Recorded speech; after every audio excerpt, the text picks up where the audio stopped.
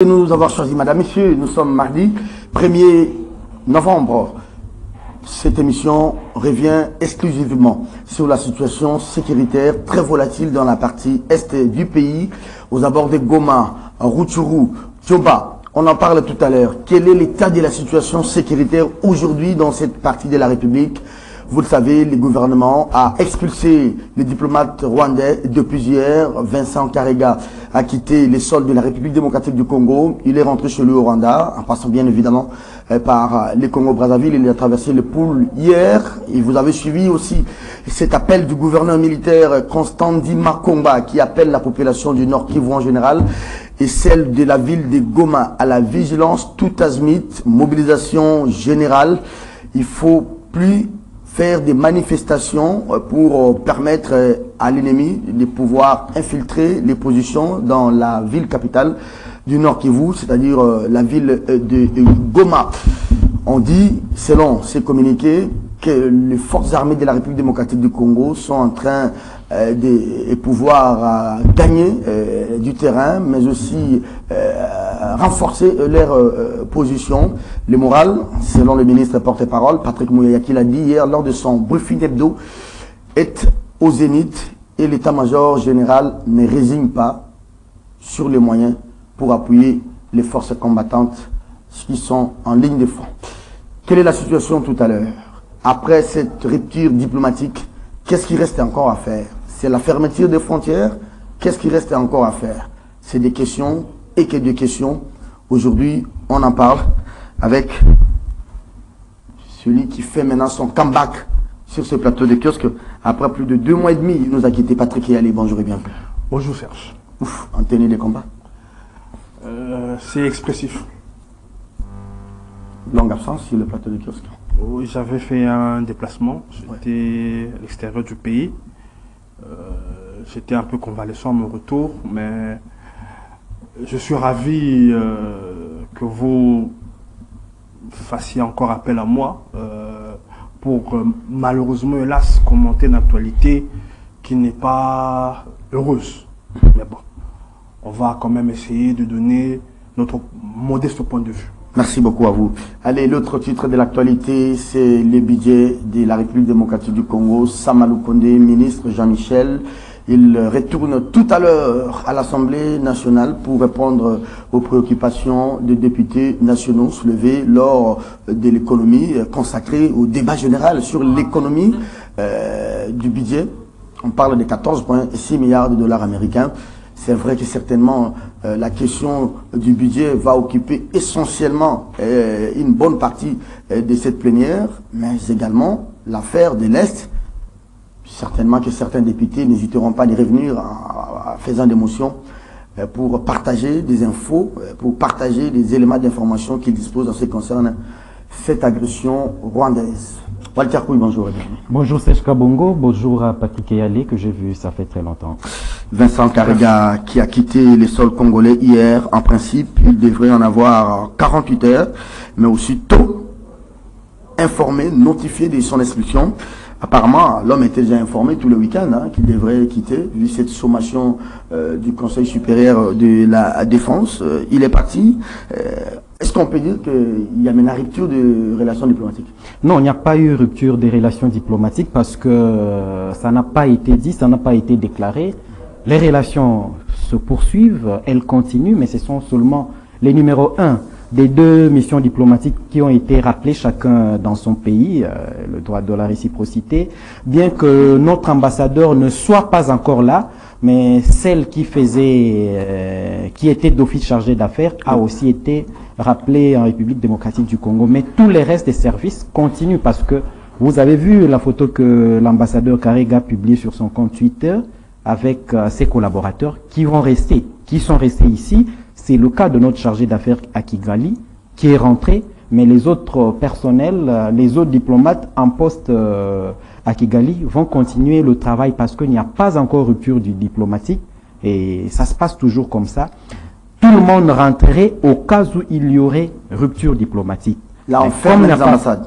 Là, on ferme les ambassades, mais comme on n'est pas encore à cette étape-là, ces couloirs-là des contacts, des communications entre les 2 pays doit encore rester, ou il est encore resté notre pays. Je crois que l'autorité a jugé bon de laisser encore ce couloir de contact entre la République démocratique du Congo et le Rwanda. Très bien. Patrick, j'ai suivi les ministres, les VPM, Christophe Lutundula Apene, les ministres des Affaires étrangères, dit qu'en tout cas, au stade actuel, le Rwanda nous a démontré, A plus B, qu'il n'y avait plus de raisons de pouvoir garder ces bons rapports entre les deux capitales.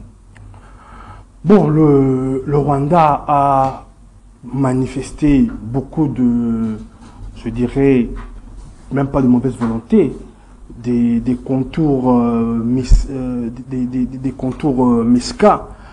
Au même moment, vous avez leur président qui s'affiche dans des négociations, mais dans les négociations, il s'affiche comme étant une personne ou une partie non prenante au conflit, alors que même les partenaires qui depuis des décennies sont derrière le Rwanda, aujourd'hui que tout a été mis à nu, les partenaires traditionnels du Rwanda, la Grande-Bretagne, les États-Unis, disent clairement que le Rwanda est derrière tout soutien.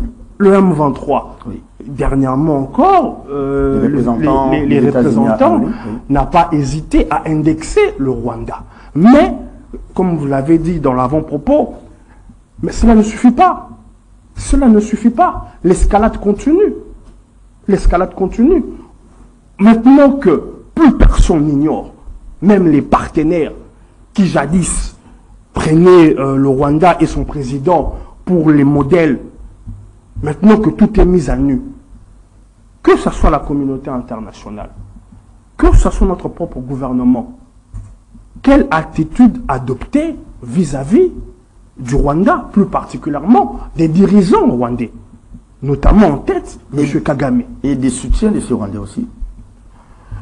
Mais cette guerre de l'Est, on n'a pas cessé de le dire, on ne cesse pas de le dire, a des implications tant au niveau externe qu'au niveau interne. Il y a des complicités aussi au niveau interne. Il y a des complots au niveau externe aussi. C'est une guerre, je dirais, complexe.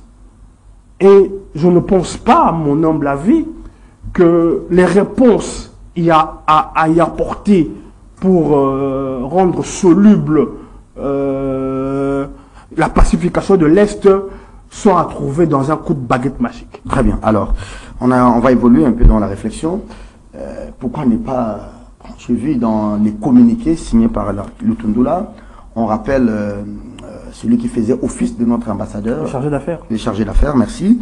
Et en même temps, on enjoint à l'ambassadeur, le nouvel ambassadeur, de ne pas présenter ses lettres de créance jusqu'à nouvel ordre. C'est une manière de dire, malgré que nous sommes en guerre avec le Rwanda, nous gardons quand même un pan de négociation, nous laissons quand même une issue de sortie. Bon, on a observé dans plusieurs conflits que les sanctions sont toujours graduelles. Même quand vous observez le conflit qui se passe entre l'Ukraine et la Russie, qui implique beaucoup de pays, vous observerez que les sanctions à l'encontre de la Russie sont graduelles. Ah oui, on y va mollo mollo. On y va step par step, donc étape par étape. On laisse la chance quand même au dialogue. Parce que on ne peut pas... La guerre n'a jamais été une solution absolue. Parce que les dégâts collatéraux sont irréversibles parfois, en termes de perte de vies humaines, en termes de déplacement des populations. S'il y a possibilité de trouver des solutions autrement que par la guerre, c'est toujours souhaitable. Mais faut-il se poser la question si, à ce stade, au regard du tableau, au regard... C'est encore possible. C'est encore possible. C'est ça la question. Walter Couille, 2-3 questions. J'espère que vous avez vos notes. Ici, généralement, vous notez au téléphone. Que fait la MONUSCO aujourd'hui dans cette situation? Cette question me fait rire d'ailleurs. On en parlait. Quel est le rôle de la MONUSCO actuellement? On en parlait avant d'entrer dans ce studio que la MONUSCO s'est limitée à aller ramasser les blessés des FARDC, alors qu'au sein de la MONUSCO, il y a une brigade qui a mission de faire le feu. La brigade spéciale qui a un mandat offensif. Donc elle ne doit attendre ni l'autorisation. Oui, qui ne doit attendre ni l'autorisation, ni l'aval de qui que ce soit. C'est de faire le feu là où ça ne va pas. Malheureusement, il n'y a pas. On n'a pas seulement besoin de survol d'hélicoptères de reconnaissance, non. Mais qu'est-ce qui ne vous rassure pas? Je ne crois même pas ce que je vais dire tout à l'heure, mais je réfléchis à haute voix. Qu'est-ce qui ne vous rassure pas? Qu'est-ce qui ne vous rassure pas que les survols là, des vols de la MONUSCO sont aussi pour donner les plans des positions des FARDC à l'adversaire rwandais? On ne devrait plus compter sur l'appui de la MONUSCO dès qu'elle avait annoncé qu'elle n'avait pas les moyens pour faire face à la puissance de feu du M23. On ne doit pas être naïf et penser que les gens qui disent déjà à demi-mot qu'ils sont incapables de nous aider vont le faire quand nous crions ou quand nous tendons la main vers eux. J'ai vu récemment une vidéo circuler sur les réseaux sociaux où un officier militaire s'étonnait qu'il y ait autant d'armes, autant de munitions non encore utilisées par des gens au fond qui disaient qu'ils n'ont pas d'armes et de munitions. Donc, nous avons ce qu'il faut, mais ce qui nous manque, c'est le sérieux. Ça, c'est vrai. Parce que on ne doit pas, personnellement, je n'aime pas qu'on se plaigne que le Rwanda appuie le M23, c'est pourquoi le M23 avance. Non. Supposons que nous sommes en guerre contre le Rwanda. On doit dire que nous sommes incapables d'affronter ce pays. Non. J'insiste sur la nécessité de nous organiser. Nous avons un personnel, quelques-uns sont mieux formés. C'est question de réhabiliter, de réformer, de revoir là où ça ne va pas. Oui, la guerre, la guerre c'est aussi, pour enchaîner avec l'idée, la guerre c'est aussi les renseignements. Parce que les gens ne doivent pas aller au front sans renseignements. Que font nos services d'intelligence? Je disais dans un passé récent ici, intelligere en latin signifie comprendre. C'est ça le rôle de nos services d'intelligence. Ils doivent comprendre d'où vient la menace, qu'est-ce qu'il faut faire avant que les forces de défense fassent feu. Parce que si elles n'ont pas, les forces de défense, la bonne information, ça ne va pas marcher. Mais, Wally, donc ces reculs, ce petit recul observé, on a perdu une ou quelques batailles, mais pas la guerre. Donc, on ne doit pas imputer la récupération de Rutshuru, Centre ou Kiwanja au seul FARDC. Non. Les services d'intelligence ont aussi une partie de responsabilité dans tout ce qui se passe à l'Est. Autant on critique les quelques failles qu'il y a dans les forces de défense et de sécurité, autant on doit le dire s'agissant de nos services de sécurité. Ils ne doivent pas rester ici à traquer les gens qui sont en train de parler sur WhatsApp. C'est là qu'il y a la guerre, c'est question de la souveraineté de notre pays et on ne doit pas blaguer avec ça. Alors, Wally, je disais avant de vous accorder la parole, j'avais 2-3 questions. J'ai posé une seule, vous avez répondu. Alors, les deux autres, je vais les adresser à non, je peux, vous pouvez... J'ai pas l'impression qu'il faudrait changer les paradigmes ou la rhétorique. Ça, c'est ce que Tshisekedi, Kabila, fils, disait, c'est les Rwandais qui nous agressent. Tshisekedi vient, il dit, c'est les Rwandais qui nous agressent. Il dit ça devant tout le monde. Il demande même à la présidence de l'Assemblée générale de l'ONU, la dernière session d'ailleurs, de distribuer la copie de ces groupes d'experts. Jusqu'aujourd'hui, c'est resté dans les fourreaux. Même Félix Tshisekedi, et vous et nous savons que ce sont les Américains qui sont derrière ce qui se passe à l'Est. Pourquoi nous ne changeons pas les fusils d'épaule pour dire à l'opinion américaine, pour dire à l'opinion anglaise, que ce sont vos dirigeants qui sont à la base de ces sangs qui coulent chaque jour à l'est du pays. Nous le savons. On veut la tête de Félix, ou soit on nous fait la guerre, on dit que Léopold II n'avait pas exploité le pétrole, Kassavou, vous n'avez pas exploité le pétrole, Mobutu en a exploité un bloc ou deux blocs, Kabila fils, on voulait la tête parce qu'il a révisé les codes miniers, tout. Mais aujourd'hui, Félix vient, au lieu de donner un équilibre, il lance l'appel d'offres à plus de 27 blocs. Et on lui fera la guerre, on ne fera pas la guerre, on nous fera la guerre. Serge Kabongo, j'ai noté toutes ces préoccupations, mais il faut redire ici que ce n'est pas à force de points de presse ou des déclarations politiques que cette situation va changer. Non. Ça nécessite beaucoup d'intelligence, c'est un travail de lobbying, c'est un travail souterrain qui doit se faire. C'est ça que nous avons dit dans un passé récent. Il faut réveiller notre diplomatie, il faut la réactiver, la relancer parce que on n'a pas besoin de trop de déclarations. En souterrain, nos diplomates doivent faire ce travail de convaincre les gens qui n'adhèrent pas à notre position, pratiquement les anglo-saxons, et puis leur valet, la France, qui les soutient avec un discours des fois qui est en train de nous leurrer. Parce que vous avez vu récemment le président Macron en France, il a tout fait pour que notre chef de l'État et Kagame se rencontrent aux Nations Unies. Mais après, qu'est-ce qu'il y a eu? C'était pour flouer les gens. Qu'est-ce qu'il y a eu après?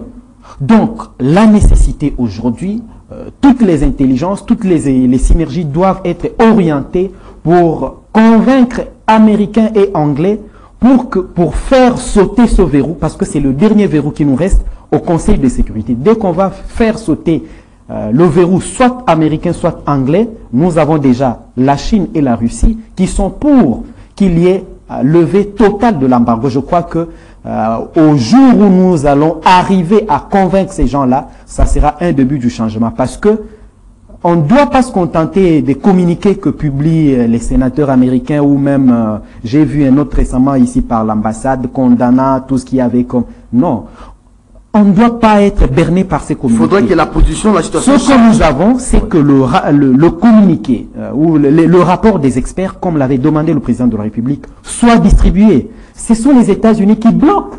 Parce qu'une fois distribué, tout le monde qui sait déjà aura la matière pour faire condamner le Rwanda.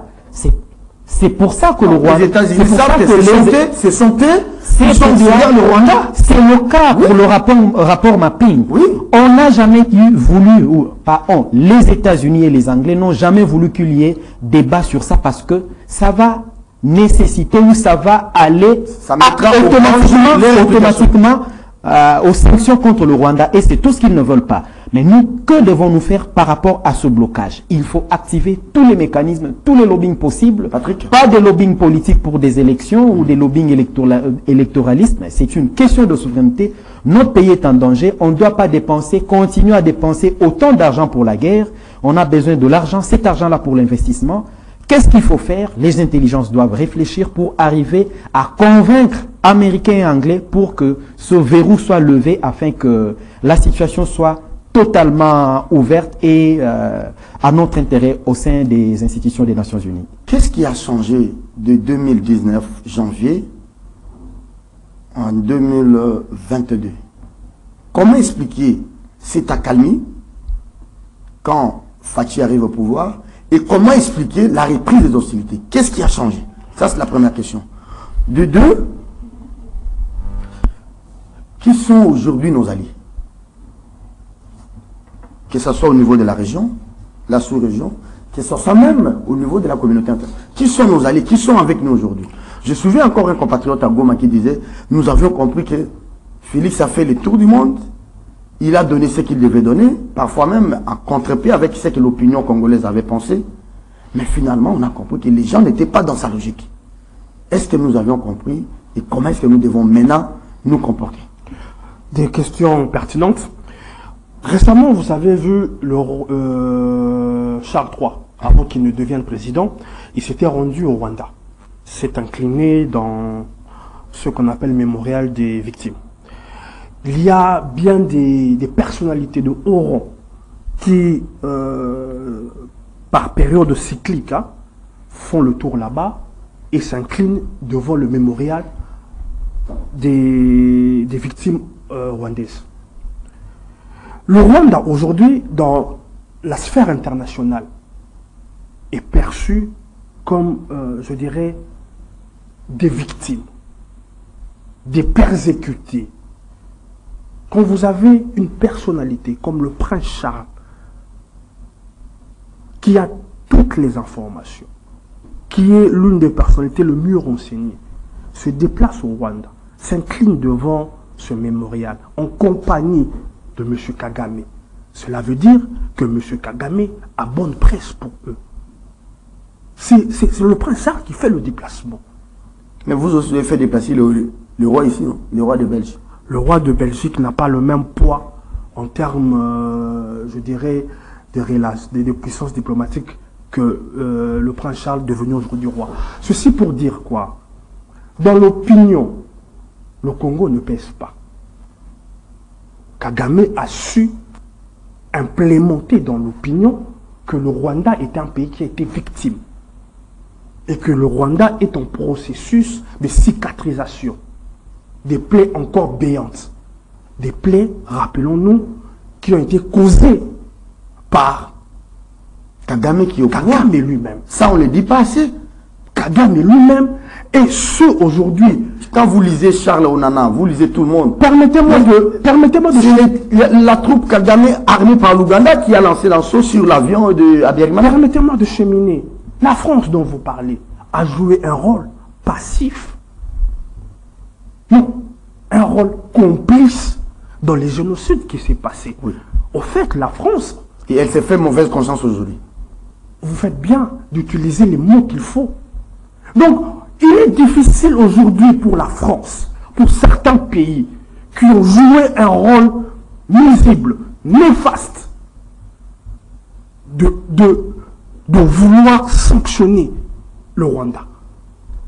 Ils vont faire tout le raffut qu'ils sont en train de faire, mais ils ne franchiront pas l'étape de sanctionner le Rwanda. Parce que dans la mémoire collective, le Rwanda est perçu comme un pays blessé, qui est en train de cicatriser ses plaies. Kagame surjoue sur cette image. Alors c'est qu'il a bien vendu son aventure avec les Français là. Non. Excusez-moi, je ne suis pas dans la dénégation, mais je ne crois vraiment pas trop à ce que vous dites génocide par rapport aux morts du côté Congo. Là, on ferme les yeux. Non. Là, ce n'est pas la responsabilité de Kagame. Si nous, Congolais, on n'a pas su capitaliser, permettez-moi l'expression, c'est cynique, mais c'est bien cela qu'a fait Kagame. Kagame a capitalisé les victimes rwandaises. Aujourd'hui, son fonds de commerce. C'est un fonds de commerce difficile à faire tomber. Le comble pour nous, c'est que tous ceux qui sont au pouvoir, tous ceux qui veulent conquérir le pouvoir, nous nous tournons vers ceux qui sont des complices, des partenaires de ce forfait avec Kagame. C'est la difficulté dans laquelle nous nous trouvons. C'est comme si vous venez m'accuser chez mon papa. Pour dire, voilà, Patrick a fait ci, Patrick a fait ça, il faut ci, il faut ça. Mon papa va dire, oui, je vous comprends. Mais mon papa ne saura pas aller dans le sens que nous voulons. Permettez-moi d'avoir imagé ce... Répondez à ma première question. Maintenant, qu'est-ce qui a changé? Quand Félix arrive au pouvoir en janvier 2019, il y a calme, il n'y a pas eu affrontement. Et 2-3 ans après, les choses se gâtent. Qu'est-ce qui a changé dans notre temps? Une question. Si aujourd'hui les négociations sont faites, on va négocier sur quel principe, sur quelle base, quelles sont les revendications? C'est là le nœud du problème. Parce que ces gens ne se sont pas réveillés de bon matin pour dire, bon voilà, nous reprenons les armes. Il y a eu des accords qui ont été faits. Lesquels accords n'ont pas été appliqués. C'est là la ressurgence de cette guerre. Mais hélas, nous ne connaissons qu'une partie de ce que revendiquent les M23, que dis-je, de ce que revendique Kagame. Parce que la guerre ne coûte pas cher simplement ici au Congo. La guerre aussi le coûte cher. Bien sûr. Mais quand il accepte, parce qu'il y a des pertes en vies humaines aussi du côté rwandais. Ouais. Il y a aussi des grincements de dents du côté rwandais. C'est un peu comme l'image de la Russie. C'est plus grave d'ailleurs. C'est que nos amis nous disent là-bas, c'est plus grave. C'est plus grave. Il y a beaucoup, mais hélas, malheureusement, permettez-moi de faire une brèche. Vous terminez par là. Vous faites bien de le dire, mais nous, presse, on ne le dit pas assez. Nous, dans cette guerre médiatique, nous ne choisissons que de parler des choses qui sont notre défaveur. Mais c'est aussi un choix rédactionnel. Hein. Vous voyez, je n'ai rien contre nos confrères occidentaux, puisqu'ils savent que c'est leurs États qui sont derrière le Rwanda. Ils ne peuvent ni en aucun moment réserver. Écoutez la rédaction de RFI ce matin. Selon le gouvernement, le Rwanda serait derrière le M23. Mais dans bien de choses, on a vu RFI investiguer, ne pas donner le point de vue de Ceylan, donner le point de vue qui engageait RFI. Vous avez compris. RFI n'a pas de point de vue sur ce qui se passe. Laissons RFI de côté.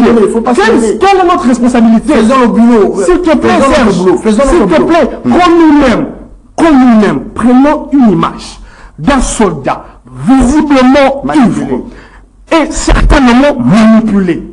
Nous prenons cette image, nous en faisons diffusion avec un récit, je dirais, dans ce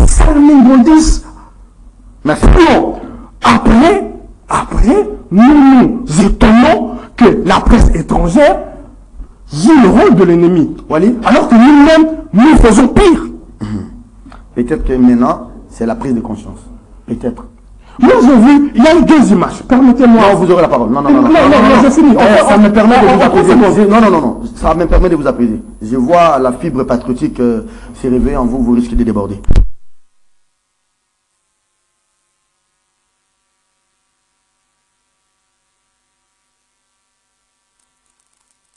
Petit problème technique et nous avons des très bons, alors je dirais des expérimentés techniciens pour pallier à ces aléas du direct. On revient à vous, cher Walter Couille, pour revenir. Je voulais juste vous accorder la parole avant l'interruption pour revenir sur cette question des blocs pétroliers mais aussi gaziers. J'ai suivi la déclaration de membres de l'Union sacrée, j'ai suivi les premiers ministres et tout le monde qui était là, mais je reste convaincu, comme les uns et les autres, que la prochaine étape, ça serait peut-être la fermeture de nos frontières. Fermeture des frontières, nous sommes un très grand pays, on doit le savoir, ça sera très compliqué pour les gens de l'Est d'importer leurs produits à partir de l'Ouest. Parce que toute cette partie-là, même à partir de Kindu, Sud Kivu, Nord Kivu, importe par disons Mombasa et puis la Tanzanie, et ça passe par le Rwanda. Alors, au cas où on prend la décision de fermer la frontière, moi, je veux soutenir cette décision, on doit déjà étudier les mécanismes d'importation des produits par d'autres voies, sauf le Rwanda et l'Ouganda. Donc on doit faire en sorte que ces deux pays-là ne bénéficient même pas d'un franc ou d'un shilling de tout ce qui rentre sur le territoire national. Mais quand le gouvernement militaire dit dans son communiqué qu'il ne faut plus faire des manifestations pourvu qu'il n'y ait pas infiltration. Mais on peut d'abord limiter l'infiltration en commençant par fermer nos frontières. C'est bon, quand il parle de manifestations, mais Serge, moi j'ai été à Goma plusieurs fois, les sbires du Rwanda sont presque partout, même dans des boîtes de nuit. Oui. Ils vous filent partout. Quand vous êtes à Goma, j'y ai passé un long séjour en 2014, j'ai vu comment ça se faisait. Nos services d'intelligence le savent. C'est pourquoi, à ma première prise de parole aujourd'hui, je suis revenu sur le travail de nos services de renseignement. Comment est-ce que la société civile peut livrer certaines informations, entre guillemets, que les services d'intelligence n'arrivent pas à maîtriser? Donc, toutes les décisions que le politique va prendre doivent être mûries sur base des informations crédibles de nos services de renseignement, qui doivent aussi aller au-delà des frontières, même au Rwanda, en Ouganda, même jusqu'en Tanzanie, parce que leur travail ne se limite pas dans les frontières de la République. Ils doivent aller au-delà, comme le font la CIA, le Mossad, et j'en passe. C'est ça leur travail. Ils sont payés pour ça, et même dans les missions diplomatiques, il y a des attachés militaires, et je suppose que dans nos ambassades, il y a des flics qui doivent faire le travail, remonter l'information ici au niveau du pays pour permettre à l'autorité politique de prendre la bonne décision. Parce que si on décide aujourd'hui de fermer la frontière, on doit étudier le seul couloir qui va rester, ça sera la Tanzanie, passer par le Burundi et puis Bukavu. Est-ce que par ce couloir-là, ça va marcher pour arroser toute la partie du nord Kivu et aller jusqu'en Ituri? Parce que on ne peut pas seulement fermer la frontière du Rwanda. Moi, je souhaite qu'on ferme aussi celle de l'Ouganda parce que c'est par l'Ouganda que le M23 a récupéré Bunagana, qui est une cité frontalière de l'Ouganda. Très bien. On s'en prend trop au Rwanda, mais on dit pas assez. C'est à la limite à demi-mot que l'on s'en prend ou que l'on indexe l'Ouganda, alors que l'Ouganda est une cité frontalière entre de la RDC et l'Ouganda. D'où la nécessité de voir comment avoir des mesures de rétorsion pour ces deux pays. On ne doit pas traiter le cas rwandais à part et le cas ougandais à part. Ça, c'est mon point de vue. Une question à Patrick. Patrick, vous notez la question. Quand vous parlez avec les gens à la cité, c'est vraiment un sentiment. Les Congolais, pour ne pas dire les Quinois, même à Goma aussi, les gens ont un sentiment anti-français aujourd'hui au Congo. Les gens ont un sentiment anti-britannique, anti-américain, un peu comme au Burkina Faso, un peu comme au Nord Mali. Est-ce que les Français, les Anglais, les Américains comprennent ça aujourd'hui? Peut-être il n'y a pas beaucoup d'investissements anglais aujourd'hui ici au Congo, beaucoup d'investissements français. Ils s'en foutent. Bon, ça, vous allez analyser sur cette question-là. Wally, maintenant à vous pour terminer votre tour de table ici. Au sujet de l'armée. Il y a des questions peut-être qui nous échappent, parce que ça relève de la sécurité intérieure, tout comme de la sécurité extérieure de notre pays. La rencontre de l'état-major dirigé par le président de la République, les gens ont estimé que il faut tout délocaliser, qu'on fasse du nord-sud Kivu Maniema, une zone pour ne pas prendre l'Ituri, une zone de la guerre. Est-ce que demain ou après-demain, vous avez peur que Kinshasa se comporte comme Assimi Goïta, que Félix se comporte un peu comme ses capitaines au Burkina Faso? Je crois que dans tout ce que le président de la République recherche, l'idéal, c'est que son pays, notre pays, retrouve la paix, la quiétude, la stabilité pour que tous les projets de développement soient effectifs. S'il faut multiplier les partenaires pour y arriver, moi je le soutiendrai en tout et pour tout, parce que mais s'il faut libérer quelques blocs pétroliers, il faut libérer. Vous lancez l'appel d'offres, on vous dit 27 blocs. Pendant que Blankner, si c'est qui, le secrétaire d'État américain est venu vous dire non, pas ça, pas ça. Tony Blair est venu, pas ça. Et Félix a dit du haut de la tribune des Nations Unies que ce ne sont pas les biens pour orner les pays. Mais si dans les 27 là, vous donnez même aux Américains 10, vous donnez même aux Anglais 5, comme ça vous restez avec 12. Vous lancez l'appel d'offres. Pour cette question de pétrole, dernièrement j'étais ici, j'avais dit que je soutiens totalement le président de la République. Pourquoi? Chevron a exploité depuis plus de 30 ans le pétrole au Congo central, à Mwanda. Vous êtes arrivé à la cité de Mwanda, vous avez vu dans quelle situation se trouve notre population de ce coin-là. Depuis plus de 40 ans, l'État n'avait même pas accès, n'avait pas l'œil vigilant sur tout ce qui se faisait.